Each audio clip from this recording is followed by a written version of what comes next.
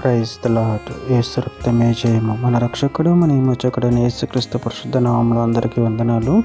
చిన్న ప్రార్థన ద్వారా ఈ రాత్రికాల వాక్యధ్యానం చేసుకుందాము.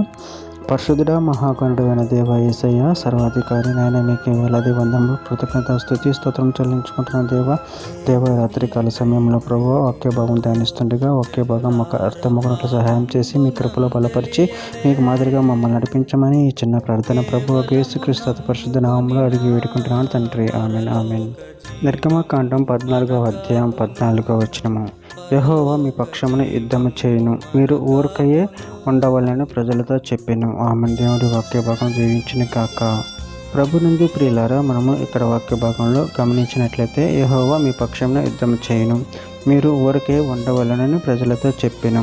అదేవిధంగా వాక్య భాగంలో గమనించినట్లయితే యెహోషువ గ్రంథం 23వ అధ్యాయం 3వ వచనం, మీ దేవుడైన యెహోవా మీ నిమిత్తము సమస్త జనములకు చేసినదంతా మీరు చూచితిరి, మీ నిమిత్తం యుద్ధము చేసిన వాడు మీ దేవుడైన యెహోవాయే.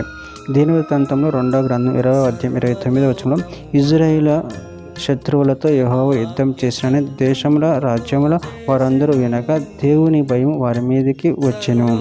యెషయా గ్రంథం 31వ అధ్యాయం 4-5 వచనాలలో, యెహోవా నాకు ఇలాగ సెలవిచ్చి ఉన్నాడు, తప్పించుటకై గొర్రెల కాపుల సమూహం కూడిరాగా సింహము కొదవ సింహము వారి శబ్దమునకు భయపడకయు వారి కేకలకు అధైర్యపడకయు తనకు దొరికిన దాని మీద గర్జించినట్లు సైన్యములకు అధిపతి యెహోవా యుద్ధము చేయుటకై సీయోను పర్వతం మీదకి దాని కొండ మీదకి దిగి వచ్చును.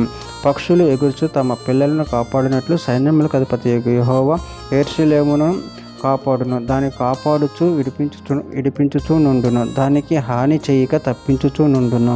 కీర్తనల గ్రంథం 50వ అధ్యాయం 3వ వచనంలో, మన దేవుడు ఏం చేయుచున్నాడు, ఆయన మౌనంగా ఉన్నాడు, ఆయన ముందర అగ్ని మండుచున్నది, ఆయన చుట్టూ ప్రచండ వాయువు విసురుచున్నది. ద్వితీయోపదేశకాండం 3వ అధ్యాయం 22వ వచనంలో, మీ దేవుడైన యెహోవా మీ పక్షముగా యుద్ధం చేయువాడు కనుక వారికి భయపడవద్దని ఆజ్ఞాపించితిని. చివరిగా ఒక మాట, యెషయా గ్రంథం 30వ అధ్యాయం 15వ వచనం, ప్రభువును ఇజ్రాయేలు యొక్క పరిశుద్ధ దేవుడైన యెహోవా ఇలాగూ సెలవిచ్చుచున్నాడు, మీరు మరలి వచ్చి ఊరుకొనుట వలన రక్షింపబడెదరు, మీరు ఊరుకుండి నమ్ముకొనుట వలన మీకు బలము కలుగును. ఆమె. దేవుడి వాక్య భాగం దీవించిన కాక. చిన్న ప్రార్థన చేసుకుందాము.